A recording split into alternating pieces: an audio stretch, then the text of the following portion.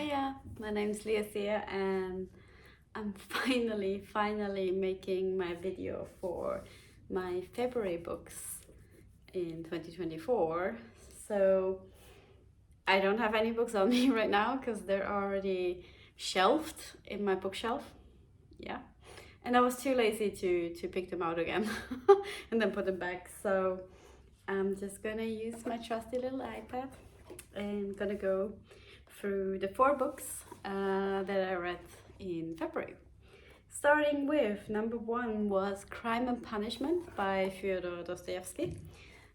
This was my second Dostoevsky. I think I read White Nights, I think it's called, by him before, which is a short story. And Crime and Punishment, of course, being one of his most famous works. Very interesting one. So it's about Raskolnikov, who's considering committing a crime, and we start the story like when he's already sort of considering it, but he hasn't done anything yet, and then we basically follow him along. Again, I don't like to spoil it. Of course, there is a crime happening. Otherwise, yeah, the title I guess gives it away. And then we just follow him along and like what kind of punishment like there is for certain crimes. And it's not just about like the physical crime committed, or it's also a lot about the whole story is a lot about the mind.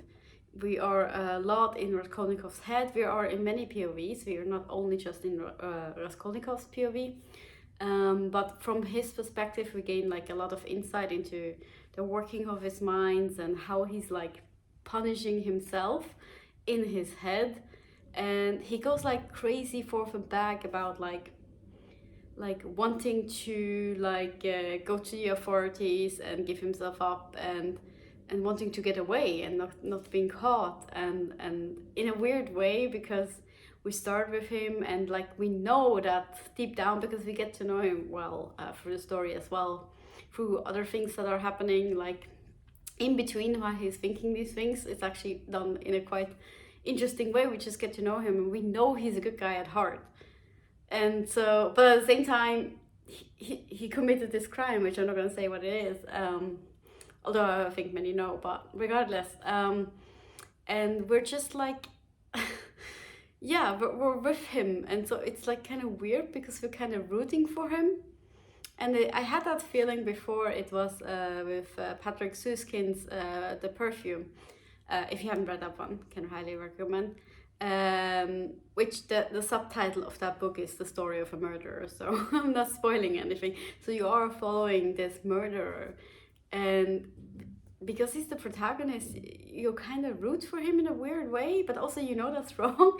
And it's just that interesting kind of like feeling as a reader, to also like almost like, oh, what's wrong with me? Why am I rooting for this person? So it was very very cool read. I also liked there was a lot of philosophy. I almost said it in a different language. Philosophy, like in the book, like very literally discussed between different people, and also like a little less literal and more subtle. And then of course, like I said, a lot about mental health, or like I said, the mind in general. And yeah, and so we follow him through the crime after and the punishment, and yeah, it's a really good book. I gave it 4.5 stars on Goodreads, and I can highly recommend it. The second book that I read was A Tale of Two Cities by Charles Dickens.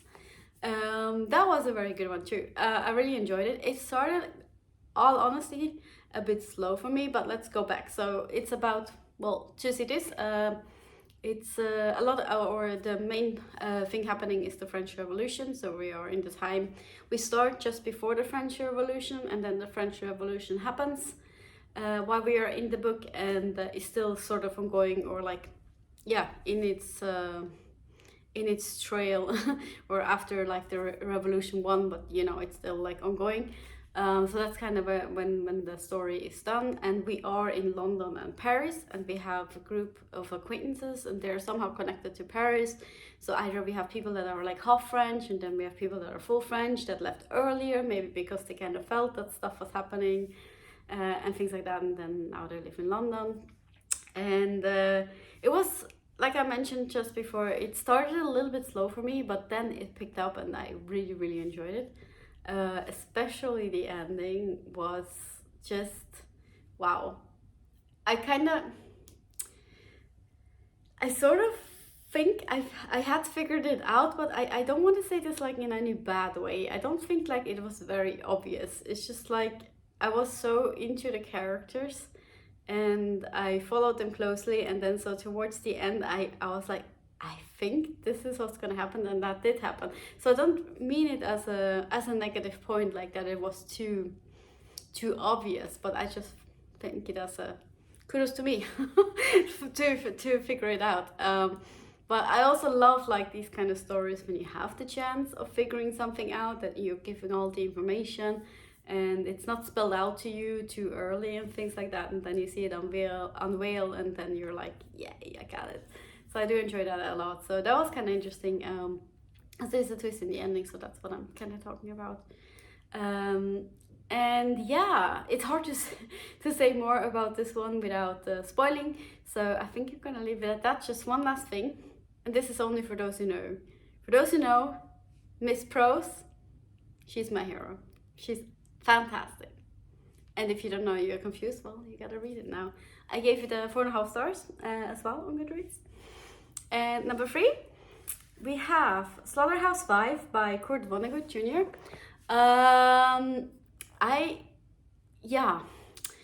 Let's start. It's a anti-war story about an American who was captured in Germany in World War II, and so he was a war prisoner. And specifically, he was eventually brought to Dresden before it was bombed, and then it was bombed. He obviously survived, and then the story is in a way told, or now we come to the thing. So the story is told very strangely. So we have time travel in the story, where this protagonist who got captured, so we're like jumping around. So at some point we're like after everything had happened, and he's just telling his story like normal, and then suddenly we jump to like the then, like that would be fine, just jumping forward and back between like present day and this is when it actually did happen. But it's not like that. It's like we're literally going through time travel. It's a mechanic in the story because he was abducted by aliens. Maybe that's a minor spoiler, but I have to say, yeah. And that just, yeah, weird. It just didn't fully work for me. Not because I was confused, like it was not hard to follow specifically. I just didn't really enjoy the almost like added odd sense of humor and awkwardness with the time travel. And so instead of like just like we're switching like simple scenes, like now we're in the future, now we're in the present, now we're in the present, now we're back in the war. It's like saying like literally he closed his eyes, now I'm in 19 da da da da, now I'm in 19 da da da da, and then it's always like it's like literal time travel. So it's like he experiences these events in that order, not in regular order. And yeah, I don't know. I like, of course, the whole like anti-war books are good. Like there shouldn't be war. Like spread love and kindness, please. But yeah, bit weird. And what I did kind of enjoy though, it's a silly bit maybe, but Slaughterhouse-Five. So I thought that was like more of a metaphor name, that the prisons were like slaughterhouses, but no, turns out they were literally in a slaughterhouse because there was no space for war prisoners.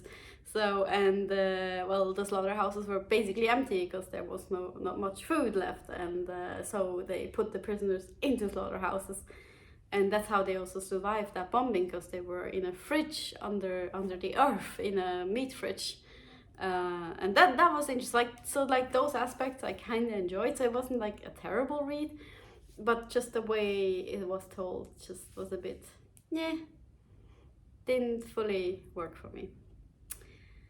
All right, that was book 3. And number 4 was a very short story by Shirley Jackson, The Lottery. I think it's like only 30-40 pages, so it's really, really short story. So you should read it. You can just read it online for free. Very cool one. I had actually read it before. This was a reread, but I was. What enticed me to reread it? Oh yeah, because it was mentioned in a comment, like, oh, like inspiration by the lottery or something like that. And I was like, yeah, right. And I wanted to reread it to like fully be back in it. So that's why I reread it. And it is a very cool story. What I really enjoy is how Shirley Jackson manages to build this extreme tension in these few pages. And like this kind of eerie feeling. It's so cool. It's like it's a horror-ish story. Like what happens is horror. But also like the way it's told, it's like, you know, something's off, you know, like this is something's not good, something bad is happening, but you don't know what in the beginning. And then like you're going through and you get little bits and pieces, a little bit more, and you're more and more worried, and yeah, and then it happens. Really cool short story. You should absolutely read it. Definitely 5-star, especially, yeah, short story, but it works really, really well. Really, really great atmosphere in such a short time, which is very cool. Yeah, and those were my 4 February books. I'm very late. I actually recorded last week, and then the footage was shite. So you had to, yeah, redo it. And now, like I said, my books were already shelved, and oh well, life happens, stuff happens. And that's all from me. So I hope you're having a lovely day, lovely time. Keep reading, and I'll see you next time. Bye.